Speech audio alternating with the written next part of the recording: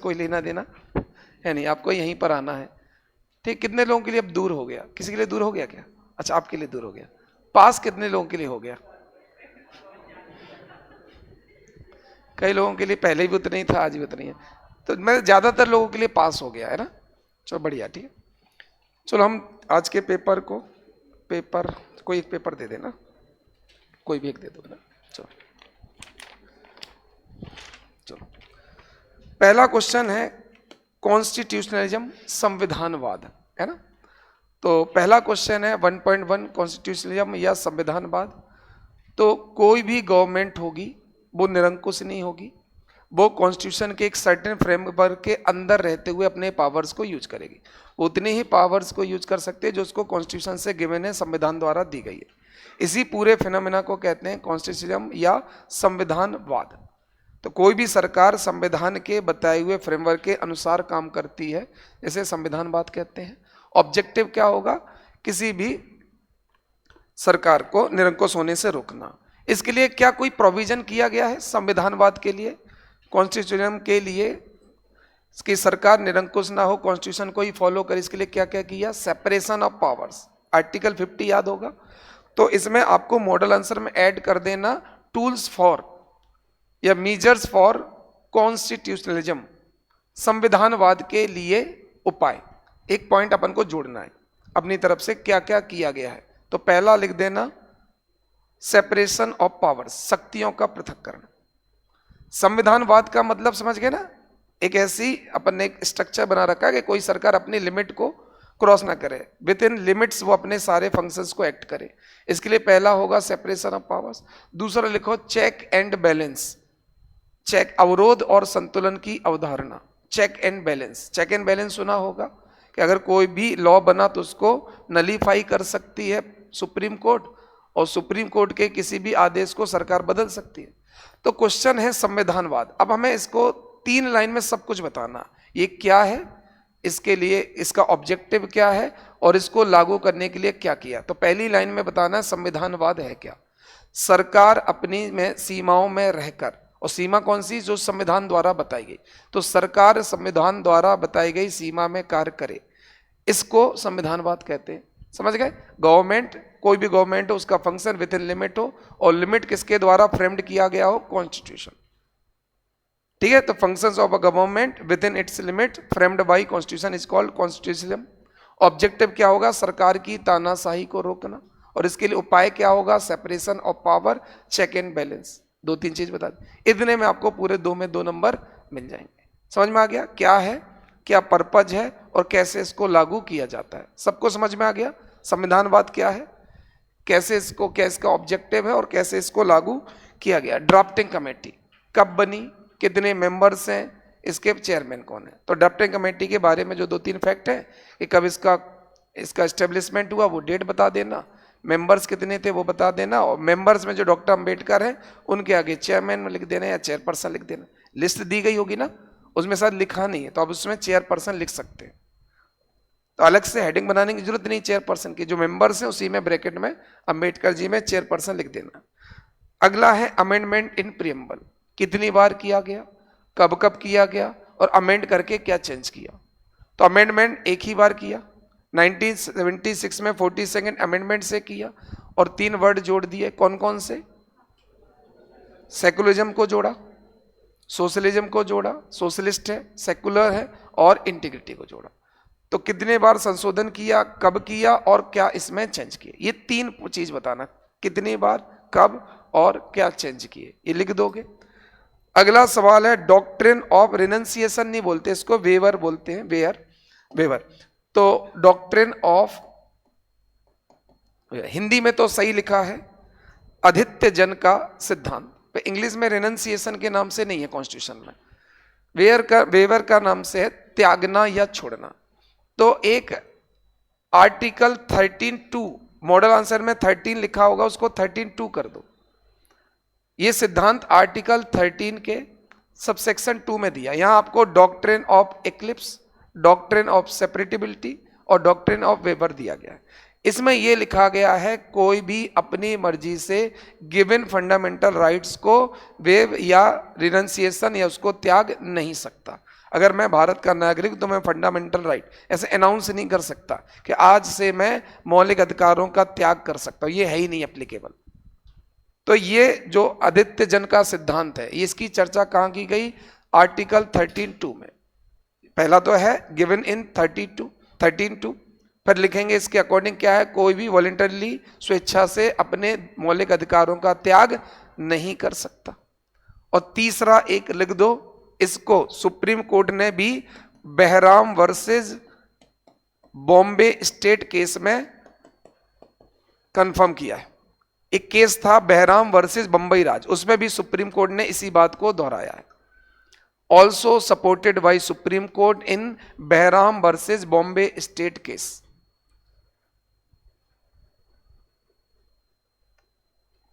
Also supported by supreme court, supported, repeated, जो भी लिखना है, इस बात को सुप्रीम कोर्ट ने दोहराया। तो सबसे पहले इस सिद्धांत को कहां दिया गया है? आर्टिकल 13(2) पहली लाइन। दूसरा इसका मतलब क्या? मतलब है कोई भी नागरिक अपनी मर्जी से मौलिक अधिकारों का त्याग नहीं कर सकता। और तीसरा सुप्रीम कोर्ट ने बात किस केस में रिपीट की थी? Behram versus Bombay state case में। उन्होंने भी यही बोला था कि doctrine of waiver fundamental rights पे लागू नहीं होता, आप कोई त्याग नहीं सकते, तो फंडामेंटल राइट पे लागू नहीं हो सकता, सुप्रीम कोर्ट ने इस केस पे बोला। तो किस आर्टिकल में है, क्या इसका मतलब है, और सुप्रीम कोर्ट ने किस केस पे इसको बोला है, लिख दोगे। अगला क्वेश्चन है,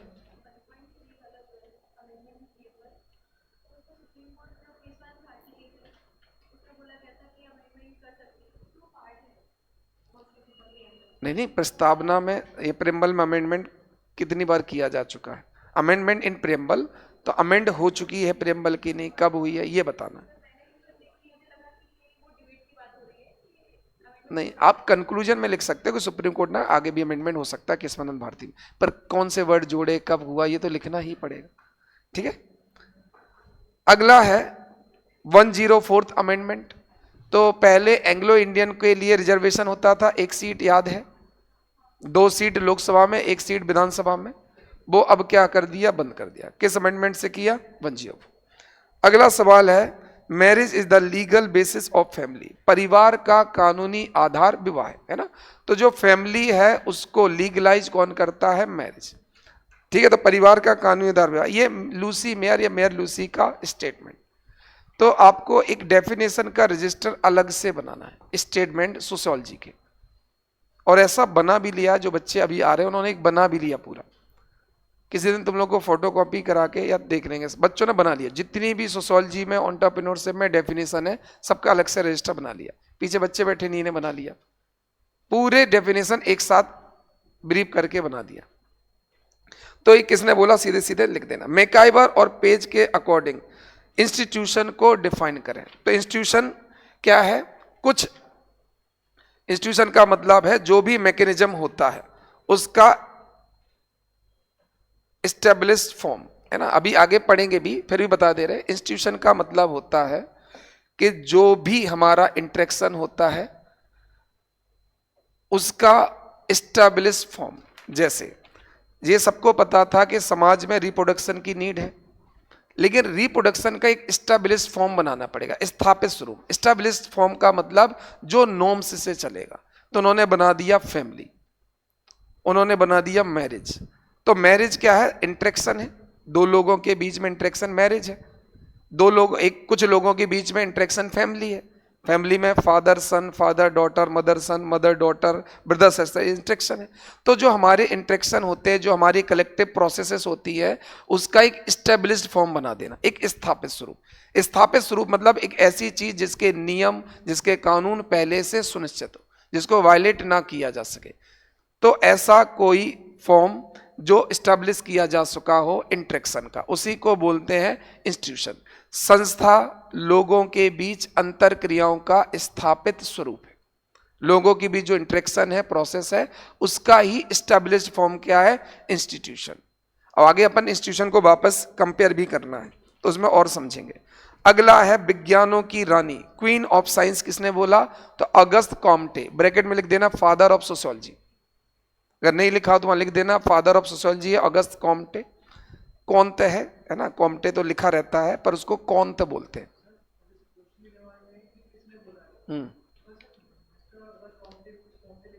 कोई दिक्कत नहीं है, पूरे नंबर मिलेंगे।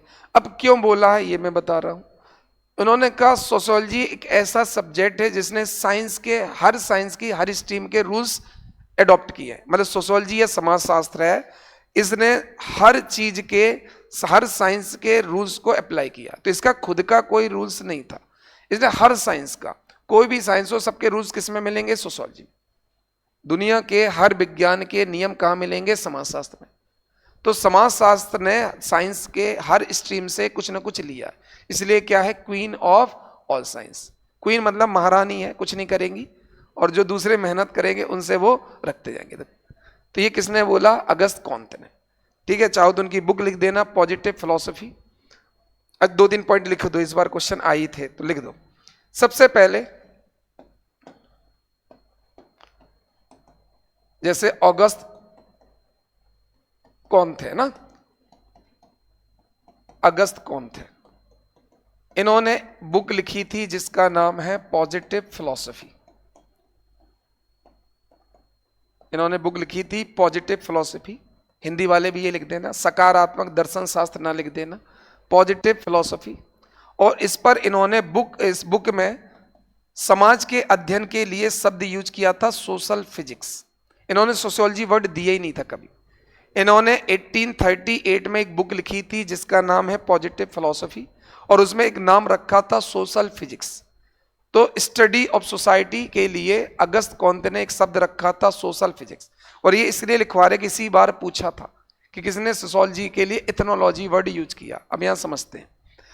तो ये अगस्त कॉन्त, इन्होंने एक बुक लिखी जिसका नाम था पॉजिटिव फिलॉसफी 1838 में, और इसमें इन्होंने बोला सोसाइटी की स्टडी के साइंस को हम सोशल फिजिक्स बोलेंगे। साइंस है इसलिए इन्होंने फिजिक्स शब्द ले लिया। पर क्या हुआ कि सोशल फिजिक्स इससे 3 साल पहले कोई दूसरा यूज कर चुका था अपने रिसर्च पेपर पर। तो ये बात अगस्त कॉन्त को किसी ने बताई होगी या उन्हें पता चली होगी कि सोशल फिजिक्स तो 3 साल पहले ही कोई और यूज कर चुका है। तो यार अब कोई एक बार अगर किसी ने यूज किया बस उसका ही हो गया। तो इन्होंने फिर सोशल फिजिक्स की जगह कौन सा वर्ड यूज कर लिया? सोशियोलॉजी। तो मजबूरी में शब्द रखा गया सोशियोलॉजी, समाजशास्त्र। रियल में इसका नाम पहले क्या रखा गया था? Social physics. तो अगस्त कॉन्त ने अपनी बुक पॉजिटिव फिलॉसफी में कहीं भी सोशियोलॉजी का जिक्र तक नहीं किया। पूरी किताब में बार बार कौन सा शब्द यूज करते थे? Social physics. पर 1835 में सोशल फिजिक्स वर्ड यूज हो चुका था 3 साल पहले ही। तो इन्होंने इसका मजबूरी नाम क्या रखा? सोशियोलॉजी। सोशियोलॉजी में एक वर्ड लैटिन का है और एक वर्ड ग्रीक का है। तो सोशियोलॉजी जो शब्द है वो एक भाषा का शब्द नहीं है, आधा शब्द ग्रीक से है, आधा शब्द लैटिन से है। तो एक और व्यक्ति थे Robert beer stead.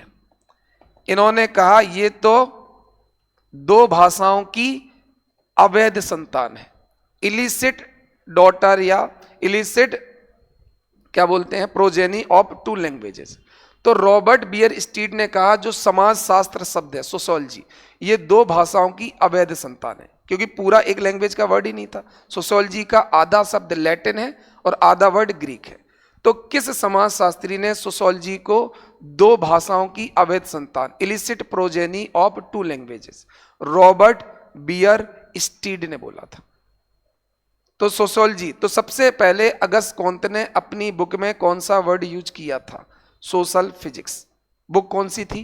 Positive philosophy. पहली बार किसी ने बुक लिखी अलग से, इसलिए वो फादर ऑफ सोशियोलॉजी है। उस बुक में सोशल फिजिक्स पे इसको नाम बदल दिया गया क्योंकि कोई और चीज कोई और यूज कर चुका था, तो इसका नाम क्या रख दिया गया? सोशियोलॉजी। सोशियोलॉजी वर्ड कितनी लैंग्वेजेस से मिलकर बना? 2। सोशियोलॉजी में सोशियो वर्ड लैटिन का है और लोगस वर्ड ग्रीक का है, इसलिए रॉबर्ट बियर स्टीड ने से 2 भाषाओं की अवैध संतान माना।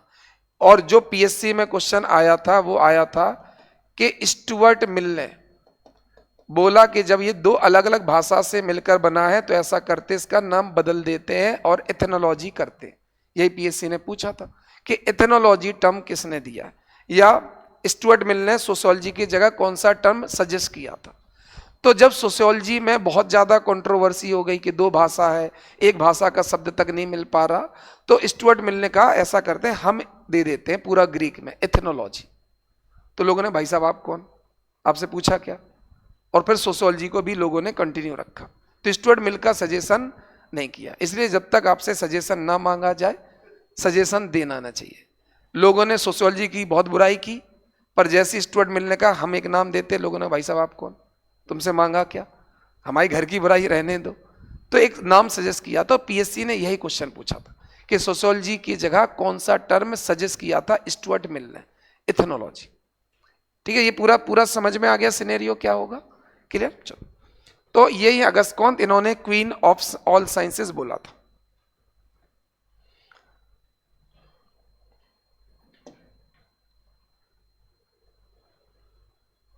कहाँ गया वो आंसर, यहां पर है क्या फैजान, कहां पर लगा वो, अच्छा इस पे है, चलो ठीक है कोई दिक्कत नहीं। अगला क्वेश्चन है, ये तो हो गया। अगला क्वेश्चन है समुदाय और समाज में अंतर, कम्युनिटी एंड सोसाइटी में डिफरेंस। दो पूछा है, कम्युनिटी और सोसाइटी में क्या डिफरेंस। कम्युनिटी होती है लोगों की, group of people is called community, community कह सकते हो, एसोसिएशन कह सकते हो, कुछ भी। और लोगों के संबंध के ग्रुप को कहते हैं, तो web of social relation is called society. तो समाज लोगों का समूह नहीं है, समाज लोगों के संबंधों का समूह। क्योंकि अगर लोगों के समूह को ही समाज कहना तो रेलवे स्टेशन की भीड़ भी समाज होगी, पर वो है नहीं, क्योंकि एक आदमी का दूसरे आदमी से कोई सोशल रिलेशन है नहीं।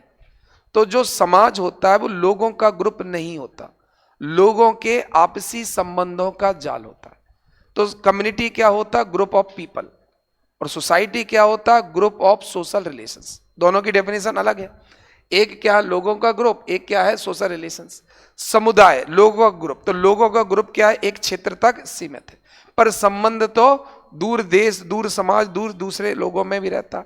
उन्हें हमारी बुआ जी लंदन में रहती है, खत्म, तो रिलेशंस बहुत दूर है, तो इसकी कोई टेरिटरी नहीं है। तो समुदाय का एक निश्चित क्षेत्र हो सकता है, पर समाज का कोई निश्चित क्षेत्र नहीं होता। जैसे एनआरआई एक समाज बोलते हैं ना, अप्रवासी भारतीय समाज, वो कहां तक फैला हुआ है, ठीक है। समाज में ठीक है, इतना बहुत, दो बहुत है।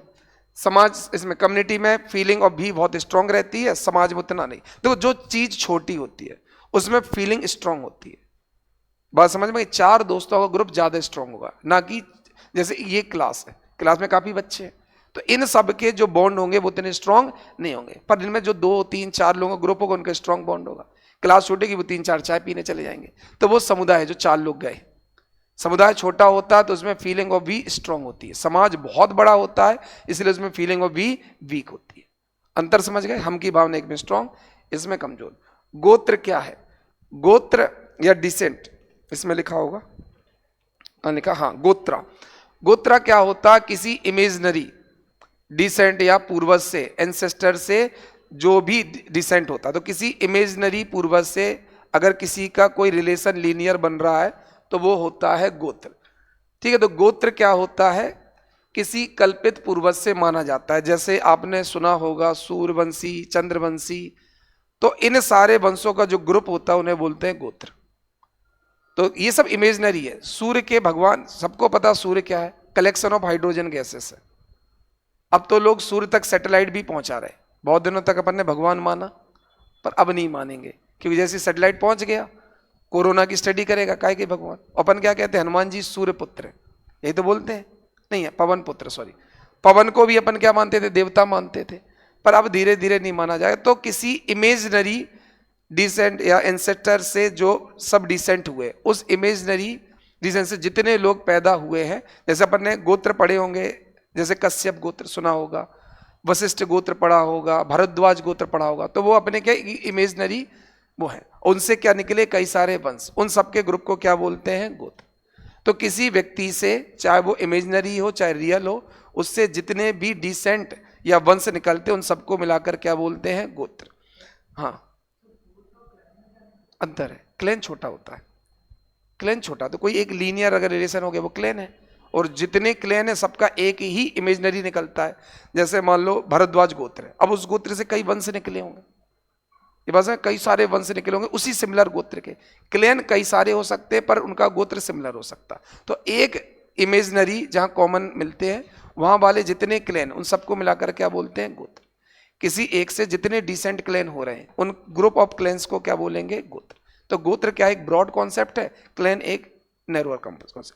अगला सवाल है, preamble is the mirror of Indian constitution. तो मिरर किसको बोलते हैं? मिरर में जिसकी शैडो पड़ती है उसे मिरर बोलते हैं। जैसे आपको अपने आप को कहां देखना है, वो मिरर ही होगा। अब मिरर में जो दिख रहा है वो आप नहीं हो, आपकी एक शैडो है, छाया है। अब रियल में तो वो हो नहीं, पर आपका एक रिफ्लेक्शन है, यही तो होता है। तो संविधान की छाया या संविधान का रिफ्लेक्शन मुझे कहां दिखेगा? प्रेम्बल में। कैसे दिखेगा? सबसे पहले लिखा होगा we the people of India, हम भारत के लोग। उससे मुझे क्या पता चल जाएगा? संविधान की पावर का सोर्स, संविधान की शक्ति का सोर्स वी द पीपल है। इसके बाद नेचर ऑफ द स्टेट, राज्य की प्रकृति, तो भारत का राज्य एक संप्रभु, धर्मनिरपेक्ष, लोकतांत्रिक, गणतंत्र है। तो मुझे वहां भी रिफ्लेक्ट हो गया कि स्टेट कैसा है। इसके बाद ऑब्जेक्टिव पता चल गए कि भैया जस्टिस दिलाना है, सोशल इकोनॉमिक जस्टिस। मुझे लिबर्टी भी पता चल गई, जो आगे फंडामेंटल राइट में क्या है, लिबर्टी तो दी गई है, बोलने का अधिकार। तो मुझे रिफ्लेक्ट कहां हो गया? प्रेम्बल में। ये बात समझ में? तो पूरे संविधान को अगर कहीं रिफ्लेक्ट किया गया है तो प्रेम्बल में। अब ये पूरे पॉइंट बता दें और कंक्लूड करना पड़ेगा। That's why KM. Munshi called preamble horoscope of constitution. इसीलिए के.एम. मुंशी ने प्रस्तावना को संविधान की कुंडली कहा। बात समझ में आ गया? तो जब अपन ने सारे पॉइंट लिखे तो कंक्लूजन में लिखो, उसमें नहीं लिखा, उसमें लिखा इसीलिए के.एम. मुंशी ने प्रस्तावना को संविधान की कुंडली होरोस्कोप कहा। ये कंक्लूज कहा। देखो, मिरर किसी ने नहीं बोला, मिरर तो हमने प्रूफ किया है, पर किसी ने कुछ तो बोला होगा। मिरर नहीं बोला, होरोस्कोप बोला, तो वो लिख दो। तो अगर अपनी बात को कोई विद्वान व्यक्ति भी कह रहा तो वो क्या हो गया? ऑथेंटिक। कि हमने मिरर बोला, कैसा? तो और कुंडली किसने बोला? कुंडली मतलब क्या होता है? मुझे किसी के बारे में पूरा पता करना हो तो एक पेज में सब पता चल जाता है कि नहीं? पता चल जाता है। ऐसे मुझे पूरे कॉन्स्टिट्यूशन में पता करना हो तो एक पेज में सब पता है। तो मैं मिरर को कंपेयर किससे कर सकता हूं? हॉरोस्कोप से कर सकता हूं कि नहीं? तो हम दूसरा स्टेटमेंट क्यों नहीं ले रहे? क्योंकि मिरर और हॉरोस्कोप मिलते जुलते हैं। जैसे हम किसी को मिरर में देखकर पता कर सकते हैं, ऐसे ही हम कुंडली से भी किसी का पता कर सकते हैं। अलाउद्दीन खिलजी ने भी क्या बोला था? पद्मावती देखना है कि पद्मावती को मिरर में देखना? मिरर देखना। क्यों? मिरर में देख के वो समझ जाएगा पद्मावती कितनी सुंदर है। तो वो तो जस्ट रिफ्लेक्शन देखना चाहता है, तो वो समझ जाता पद्मावती कैसी है। तो कुंडली और मिरर लगभग मोर और लेस एक है। कुंडली से कोई व्यक्ति, पंडित जी को जो कुंडली भेजते हैं, खुद थोड़ी जाते हैं, पंडित जी को अपना रिफ्लेक्शन भेजते हैं, उसको देख के वो बता देते इंसान ऐसा है, इस व्यक्ति का स्वभाव ऐसा है, इस व्यक्ति को। पहले के लोग तो कुंडली बीमारियां भी बता देते थे कि इस व्यक्ति को ये बीमारी रहती होगी। आप अगर पुराने पंडित जी लोगों से, तो पूरा उस व्यक्ति को बता देते थे। तो जैसे मिरर सब बता देता है, ऐसे हॉरोस्कोप बता देता है। तो कंक्लूजन में लिख दो के.एम. मुंशी का स्टेटमेंट।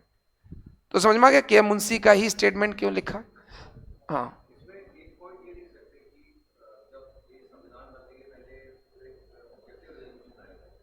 नहीं, वो इंट्रो में जाएगा कि जो हमारा प्रेम्बल है वो ऑब्जेक्टिव रिजोल्यूशन का ही एडवांस फॉर्म में कुछ है, ये इंट्रो में जाएगा। इसके बाद उसमें बताएंगे क्यों इसको रिफ्लेक्शन या मिरर कहते हैं।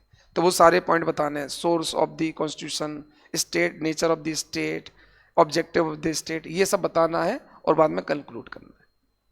क्लियर? समझ में आ रहा है सबको? तो इंट्रो में लिख सकते हैं कि जो ऑब्जेक्टिव रिजोल्यूशन था वही डेवलप करके किसमें कन्वर्ट किया गया? प्रेम्बल में। अगला सवाल है कि भारत में जो फंडामेंटल राइट है, मौलिक अधिकार, वो निरपेक्ष नहीं, असीमित नहीं है। अब ऐसा पूछा गया। अब इस सवाल को देखो डील कैसे करना है, इसका स्ट्रक्चर क्या होगा? सबसे चाहिए मुझे इंट्रो, फिर वो सारे प्रावधान जहां इसको निरपेक्ष या प्रतिबंधित किया गया, रिस्ट्रिक्ट किया गया,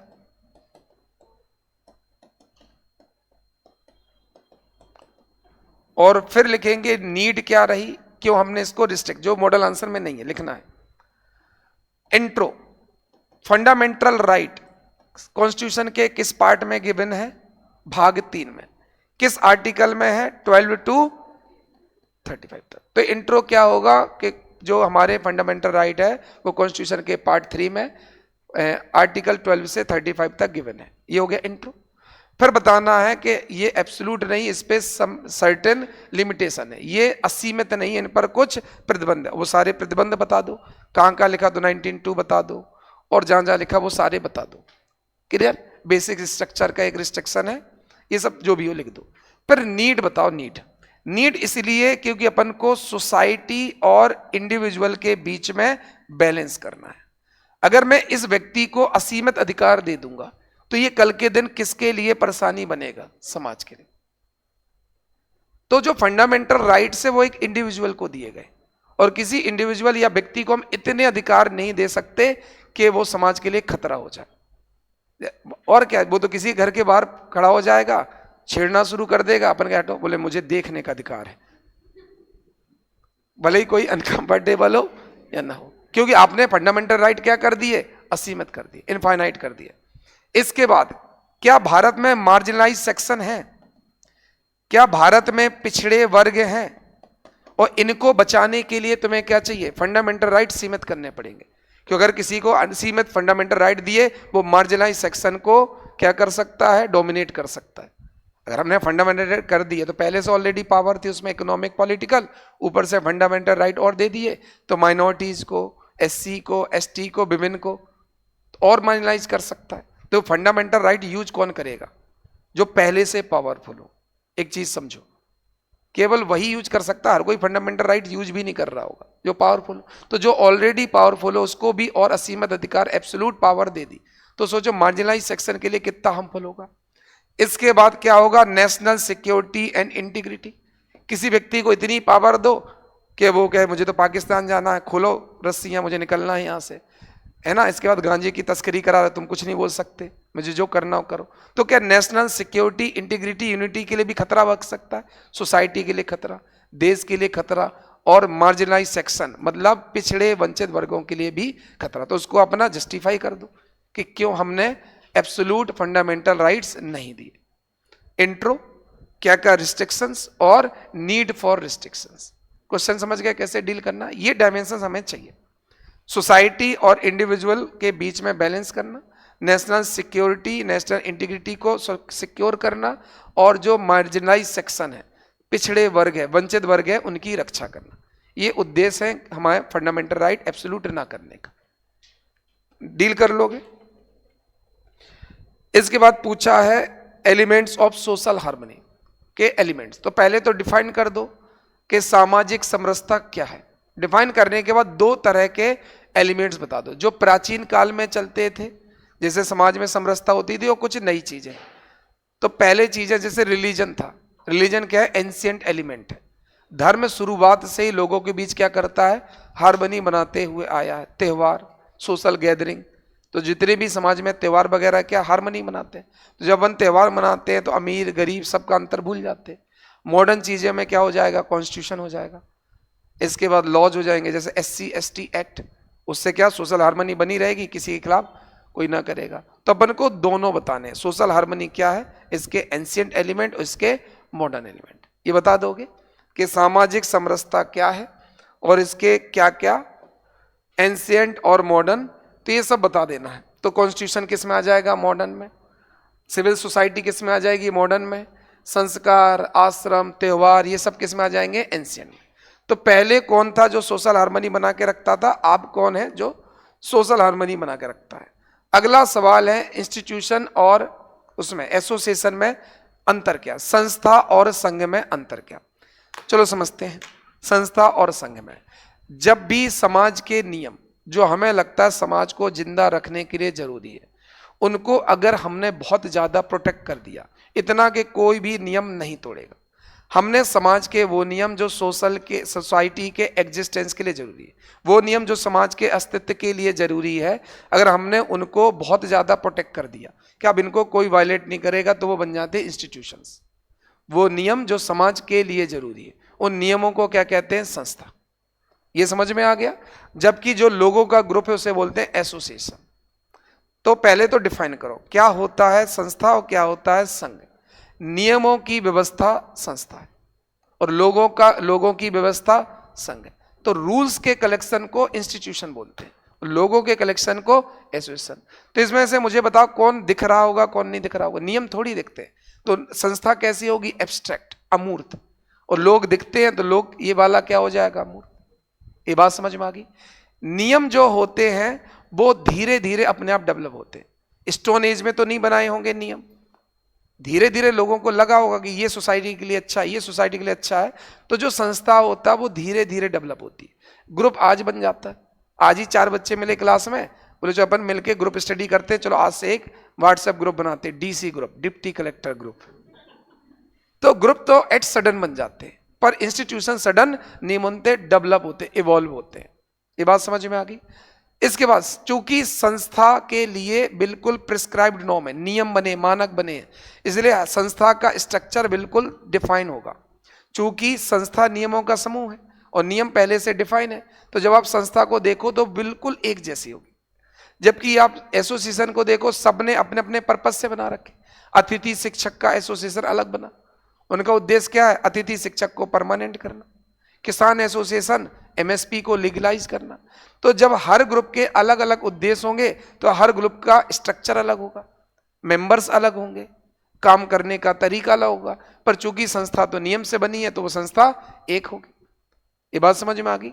और लास्ट में अपन एग्जाम्पल ले सकते हैं, जैसे मैरिज नाम का इंस्टीट्यूशन, परिवार नाम का इंस्टीट्यूशन, एजुकेशन नाम का इंस्टीट्यूशन, धर्म नाम का इंस्टीट्यूशन, संघ में जितने भी ग्रुप बने उनके नाम लिख दो। दोनों में अंतर समझ में आ गए, क्या होता है संस्था और क्या होता है संघ। वंश क्या है? वंश का तो पहले तो किसी की भी डेफिनेशन लिख दो, डॉक्टर रिवर्स लिख दो, कोई भी लिख दो। बहुत सारे 4-4, 5-5 याद करना है क्लैन का, वंश का। वंश निर्धारण 3 तरह से हो सकता है। एक हो सकता है मोनोलीनियर या एक तरफ से यूनिलीनियर। जब माता या पिता किसी एक से आप अपना वंश निर्धारण करते हो तो वो एक पक्षी हो जाती है। जैसे आपने सुना होगा सातवाहन डायनेस्टी, इनका जो नाम आता था वो किससे ओरिजिनेट होता था? माता से, मैट्रीलीनियर था। तो जब माता या पिता किसी एक से यूज करते हो तो वो हो जाएगा यूनिलीनियर। जब दोनों को यूज करते हैं तो बाई, जैसे कि असांटी ट्राइब अफ्रीका की। और जब सर्टेन नहीं होता, कभी माता कभी पिता, डिपेंड करता है सोसाइटी की सिचुएशन है, तो उसे बोलते हैं संदिग्ध। तो या तो माता पिता में किसी एक से ले सकते हो, या माता पिता में से दोनों से ले सकते हो, या फिर डिसाइड नहीं रहता किससे लेना है, वो सिचुएशन पे डिपेंड करता है। तो कितने तरह के मेथड्स हो सकती हैं? 3। अब अपन को यहाँ एग्जाम्पल जरूर याद करना है कि कौन सी ट्राइब किस तरह से अपना क्लैन या डिसेंट डिसाइड करती है। तो माओरी ट्राइब का संदिग्ध है, उसका कोई सर्टेन नहीं है, कभी मम्मी कभी पापा, सर्टेन कुछ भी नहीं। जबकि सातवाहन का फिक्स था, मैट्रियार्कल था, वो केवल माता से ही अपना डिसेंट लेती थी। हम लोग अभी जनरली इंडियन सोसाइटी कैसा, पेट्रीलिनियर है। हम लोग अपना जो डिसेंट है वो किससे बताते हैं? पिता की साइड से। तो है तो यूनि पे ही, पिता से। तो या तो पिता या माता, पर सर्टेन होना चाहिए, पापा या माता, स्विच नहीं होना चाहिए। ठीक है। कोई लोग दोनों यूज करते हैं, असांटी है।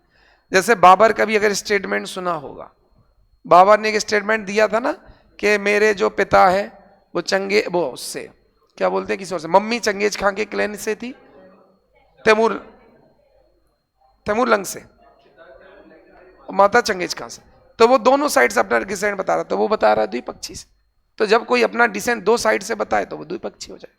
तो ये मेथड आपको बताना है। अब यहां से 10 मार्कर, संविधान संशोधन किन रीतियों से कैसे कैसे पॉसिबल है। तो पहली चीज तो जो अमेंडमेंट की प्रोसेस है वो किस आर्टिकल में है और किस कंट्री से ली गई है।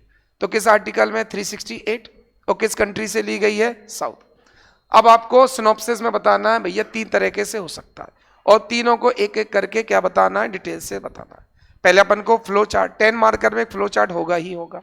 तो सिंपल मेजोरिटी, स्पेशल मेजोरिटी और स्पेशल मेजोरिटी प्लस 2/3, आपको तीनों बताना। अब सिंपल से कौन कौन से प्रोविजन अमेंड होते हैं और क्या पर्पज है, स्पेशल से कौन होता है और स्पेशल प्लस 2/3 से क्यों होता है, और बाद में इसका कंक्लूजन लिखना है।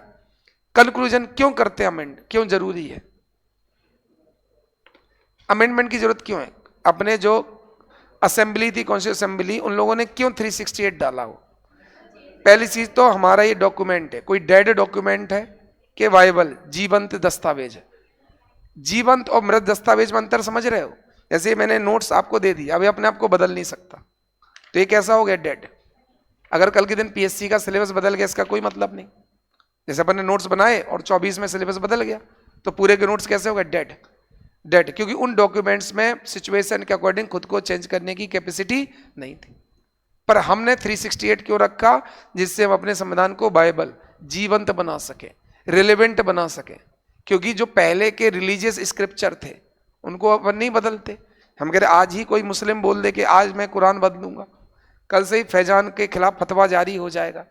आज अगर फैजान यूट्यूब पर आता है कि कुरान बहुत पहले लिखी गई मिडावेल एरा में और अब ये रिलेवेंट नहीं है, अब मुझे इसको अमेंड करना होगा, कल ही फतवा जारी हो जाएगा, हमें छिपा छिपा के रखना पड़ेगा। ऐसे ही कोई गीता पर, रामचरितमानस पर कमेंट कर दे, उसको गालियां पड़ेंगी। अगर कोई लिख दे कि भैया गीता मिडावेल एरा में लिखी थी, अब इसको बदलने की जरूरत है। अच्छा, कृष्ण भगवान के उपदेश बदलोगे? अरे भाई, उन्होंने उस समय के लिए लिखा था कि भाई आज युद्ध क्षेत्र में किस किस चीज की जरूरत है। अब सोसाइटी बदल गई है ना, सिस्टम और रूलिंग बदल गया, सब बदल गया, तो गीता को भी आपको चेंज करना। तो बाकी सब क्या हो गए, एक डेड डॉक्यूमेंट हो गए कि वो चेंज नहीं कर सकते। बाइबल बनाने के लिए क्या करना पड़ेगा, हमें क्या करना पड़ेगा, अमेंड्स करना पड़ेगा। इसीलिए हमने 360, तो आपको नीचे इसका पर्पस लिखना है कि संविधान को जीवंत और प्रासंगिक दस्तावेज बनाए रखने के लिए इसमें संविधान संशोधन का क्लॉज डाला गया है। लिख दोगे कंक्लूजन। इंट्रो में क्या होगा, किस आर्टिकल में किस देश से लिया, तीनों प्रोविजन बता दोगे, और लास्ट में कंक्लूजन के क्यों हमने संविधान संशोधन की व्यवस्था रखी है। अगला है संयुक्त परिवार में विघटन के लक्षण। एक तो सिम्टम्स बताना है कि प्रूव करो कि जॉइंट फैमिली डिसइंटीग्रेट हो रही, और कॉज बताओ। अगर प्रूव कर पा रहे हो तो सिम्टम्स बताओ और क्लॉज बताओ। तो सबसे पहले जॉइंट फैमिली की डेफिनेशन, इंट्रो में क्या लिखना, जिसके बारे में पूछा गया उसको डिफाइन करो। सोशियोलॉजी का डेफिनेशन मतलब इंट्रो फिक्स है, जिसके बारे में पूछा जाए उसकी डेफिनेशन। जैसे कोई पूछे वंश निर्धारण, क्लैन डिटर्मिनेशन की मेथड, तो सबसे पहले वंश की परिभाषा। तो सोशियोलॉजी में आपको एक रजिस्टर बनाना ही पड़ेगा 30-40 पेज का, और हर एक टॉपिक, छोटे छोटे टॉपिक की 5-5 डेफिनेशन याद करनी, जो मोस्ट इंपॉर्टेंट डेफिनेशंस, ये काम करना ही पड़ेगा। और केवल आपको एब्रीविएशन या कीवर्ड लिखना है, पूरा सेंटेंस नहीं लिखना, कीवर्ड लिखना है। तो जॉइंट फैमिली, इरावती करबे ने बोला, अगर कोई एक छत के नीचे साथ में भोजन करता, साथ में पूजा करते और ज्वाइंट प्रॉपर्टी होती, तो उस ग्रुप को जॉइंट फैमिली बोलते हैं। अब इसके लक्षण बताना है जॉइंट फैमिली के टूट रहा है। तो सबसे पहले फैमिली का साइज छोटा हो रहा है कि नहीं। तो पहला लक्षण क्या है, पहले एक एक घर में 20-20, 25-25 लोग, बड़े बड़े घर होते थे, अब 4-5 लोग रहते हैं। तो जॉइंट फैमिली टूट रही है, इसका कारण, इसका एक सिम्टम है आकार। इसके बाद जॉइंट फैमिली में जो हेडमैन होता था, मुखिया, उसका कंट्रोल बहुत खतरनाक होता है। सूर्यवंशम देखी है? तो अगर जॉइंट फैमिली में देखना मुखिया का कंट्रोल, तो सूर्यवंशम को देख लो। पर आप बताओ कौन से मुखिया की ऐसी चलती है? नहीं चलती। न्यूक्लियर फैमिली, अब विमेन का रोल बढ़ गया, तो विमेन का रोल बढ़ गया मतलब वो जॉइंट फैमिली नहीं है। तो साइज श्रिंक हो रहा फैमिली का, हेडमैन का जो कंट्रोल है, मुखिया कंट्रोल है, वो कम हो रहा है, महिलाओं का अधिकार बढ़ रहा है। पहले महिलाओं को अधिकार नहीं होते थे, 2 भाई लड़ते थे और महिला ने बोला कि सुनो, 2 भाइयों के बीच में महिला नहीं बोलेगी। अब पुरुष चुप रहता, महिला ज्यादा बोलती है कि सुनो भाई साहब ऐसा नहीं होगा, अभी तो हम चुप रहे, ये हुआ वो हुआ। महिलाएं देखो बराबर पार्टिसिपेट करती है। इसके बाद विवाह का स्वरूप क्या हो गया, पहले ज्वाइंट फैमिली में जो मैरिज होती थी वो लड़के लड़कियों को बताई जाती थी, पूछी नहीं जाती थी, बताई जाती कि तुम्हारा हम रिश्ता तय कराए हैं, और ये लड़का है, देखना हो देख लो, नहीं तो मंडप में सीधे देख लेना। और क्या, मंडप में पूछती थी महिला, भाई साहब आप कौन? तो ज्वाइंट फैमिली में जो मैरिज होती थी वो जो एल्डर होते थे, सीनियर्स होते थे, उनसे कंसल्ट होकर डिसाइड। अब लड़के लड़की की ओपिनियन ज्यादा मायने, तो ये एक लक्षण होगा, है ना। और भी बहुत सारे हैं। फंक्शंस कम हो गए फैमिली के, जैसे फैमिली का काम था वैल्यू देना, अब वो प्ले ग्रुप से दिए जाते हैं। पहले छोटे बच्चों को वैल्यू कौन देता था? Grandfathers, grand mothers. अब कौन वैल्यू देते? Play group. तो जो प्रारंभिक शिक्षा, इनिशियल एजुकेशन थी, वो फैमिली का काम था, पर ज्वाइंट फैमिली का वो काम बचा नहीं। इसका मतलब फैमिली डिसइंटीग्रेट हो रही। इसके बाद ज्वाइंट फैमिली का काम था एंटरटेनमेंट। शाम को सब लोग क्या करते थे? एक साथ बैठ जाते। वो पहले भी गांव में लाइट वाइट चली जाती थी और बाहर चबूतरे पे आके बैठते थे। अंदर घर में गर्मी लगती थी, बाहर बैठे, वहां हंसी मजाक सब चल रहा आंगन में। तो एंटरटेनमेंट, एजुकेशन, वैल्यूज, इनोकुलेशन, ये सब किसके काम थे? परिवार के। अब इनमें से कुछ भी नहीं बचा, हर किसी के पास अपना अपना मोबाइल बचा है। ठीक है, मेरी 2 साल की भांजी अभी जून में 2 साल की हुई है, अभी वीडियो कॉल उसे आया, कल वो कह रही थी पापा मैं भाग के शादी करूंगी, 2 साल की। अब वो मोबाइल देखती होगी, वहां कोई रील वील उसने देख ली होगी, अब उसके दिमाग में चल गया कि कोई अच्छा काम होगा, बोले पापा पापा मैं भाग कर शादी करूंगी। ऐसा बोले, नहीं नहीं पापा मैं तो भाग के ही करूंगी। तो जो शिक्षा बड़े बुजुर्गों को दी जानी चाहिए थी, अब वो मोबाइल से मिल रहा। तो ये प्रूव कर रहा है कि ज्वाइंट फैमिली डिसइंटीग्रेट हो रही है, साइज कम, फंक्शंस कम, कंट्रोलिंग कम, विमेन के जो राइट्स है वो बढ़ रहे हैं। अब इसके कारण बताना, तो कारण हो सकता है इकोनॉमिक, कारण हो सकता है सोशल, और कारण हो सकता है पॉलिटिकल। अगर मैं इकोनॉमिक की बात करूं तो एग्रीकल्चर अब प्रॉफिटेबल नहीं है, तो व्यक्ति कहां जा रहा, शहर में, इंडस्ट्री और सर्विस सेक्टर में। एग्रीकल्चर में ज्वाइंट फैमिली की जरूरत पड़ती है, क्योंकि एग्रीकल्चर एक लेबर इंटेंसिव काम है, एक ऐसा काम है खेती जिसमें बहुत लोगों की जरूरत पड़ती है। हल चला रहे बैल, उनको पानी देना, सानी बनाना, पहले लोग बैलों से ही तो खेती करते थे। तो बैल पालने के लिए एक घर में व्यक्ति व्यस्त रखना पड़ता था, सुबह उठ के उनको वो चारा वारा देना, उनको ले जाना खेत में, हल पे लगाना, रेहट पे बैलों को घुमाना जिससे सिंचाई हो सके। तो पहले ज्वाइंट फैमिली की जरूरत पड़ती थी क्योंकि खेती करना। पर अब तो शहर में आदमी नौकरी कर रहे, वहां ज्यादा लोगों की जरूरत ही नहीं है। तो इकोनॉमिक कॉज समझ में आ गया, अर्बनाइजेशन एंड इंडस्ट्रियलाइजेशन। इसकी वजह से व्यक्ति गांव से कहां चला गया, शहर। Economic causes. सोशल कॉजेस में क्या हो सकता, पहला नहीं लिखा, लिख देना, पॉपुलेशन इन ग्रोथ। पहला लिखो पॉपुलेशन ग्रोथ, लिखा है उसमें सोशल में, नहीं लिखा लिखो पॉपुलेशन ग्रोथ। सोशल कॉज में पहला लिखो पॉपुलेशन ग्रोथ। जब बता, जब गांव की पॉपुलेशन बड़ी होगी तो एग्रीकल्चरल लैंड पर, कृषि भूमि पर दबाव पड़ा होगा कि नहीं। अब सबका गुजारा उस खेत से नहीं होगा, तो उनमें से एक भाई बोलेगा मैं तो शहर जा रहा हूं काम वाम देखने। तो अगर पॉपुलेशन ग्रोथ नहीं होती तो कभी भी इंडस्ट्रियलाइजेशन की जरूरत नहीं पड़ती। पॉपुलेशन ग्रोथ लिख दिया सोशल में। इसके बाद लिखो लिटरेसी, साक्षरता। लिटरेसी, साक्षरता से क्या होगा, आर्थिक अवसर मिलेंगे। पहले लोग पढ़े लिखे नहीं थे तो एक ही ऑप्शन था खेती, अब तो पढ़े लिखे ना, इंजीनियर बन सकते, डॉक्टर बन सकते, निकल गए घर से बाहर, बन गया घर छोटा। लिटरेसी। एक वुमेन एम्पावरमेंट लिखा सोशल में, वुमेन एम्पावरमेंट लिखो। अच्छा पॉलिटिकल में लिखा तो ठीक है, वैसे ही सोशल में लिखो, सोशल में लिखो वुमेन एम्पावरमेंट। पॉलिटिकल में लिखेंगे महिलाओं के लिए जो लॉ और कानून बने हैं, इसमें लिखो वुमेन एम्पावरमेंट। एक और लिखो जो नहीं लिखा मॉडर्न आंसर में, वो है वेस्टर्न इन्फ्लुएंस। सोशल में एक लिखो वेस्टर्न इन्फ्लुएंस। ये न्यूक्लियर फैमिली कहां से देख रहे हैं लोग, टीवी से, सीरियल से। तो ये जो कल्चर आ रहा है ये वेस्टर्न कल्चर आ रहा है। तो न्यूक्लियर फैमिली का कल्चर वेस्टर्न कल्चर से आ रहा, जहां लोग अकेले रहना चाहते हैं। ठीक है, जैसी शादी हुई तो बहू कहेगी पति से कि सुनो चलो अपन बेंगलुरु रहते हैं, वहीं तुम्हारी जॉब है, मम्मी पापा किसी को नहीं ले जाना। तो ये वेस्टर्न कल्चर, वेस्टर्न इन्फ्लुएंस आ रहा, ये सब क्या हो गया, सोशल।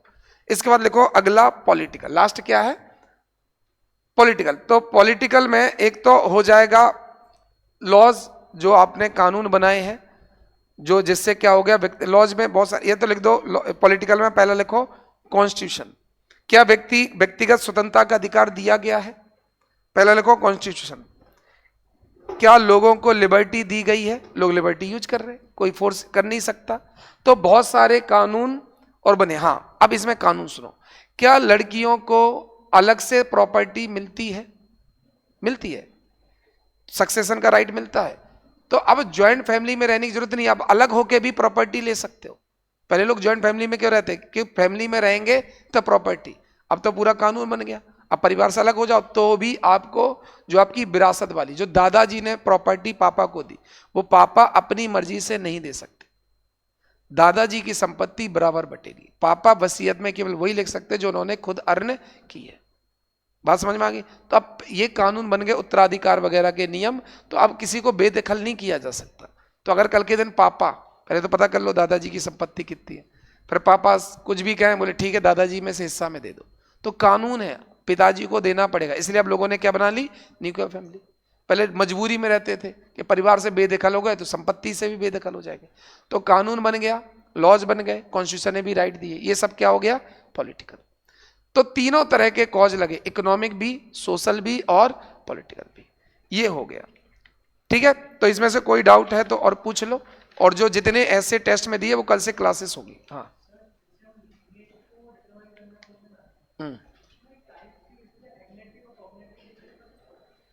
कर सकते हैं, कोई दिक्कत नहीं, कर सकते हैं। हाँ वो कराएंगे पूरा, मुझे याद है।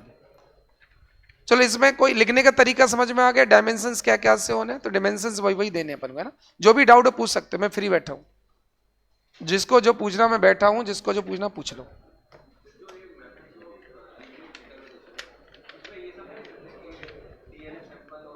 नहीं, सोशियोलॉजिकल एस्पेक्ट से पढ़ना, साइंस के सोशियोलॉजिकल एस्पेक्ट से लिखना है कि सोसाइटी में कैसे डिटरमाइंड होती है ना।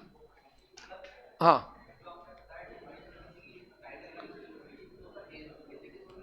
क्या कर सकते हैं, एजिट मतलब जो आपको समझ में आई उसको अपने लैंग्वेज में लिख सकते हो।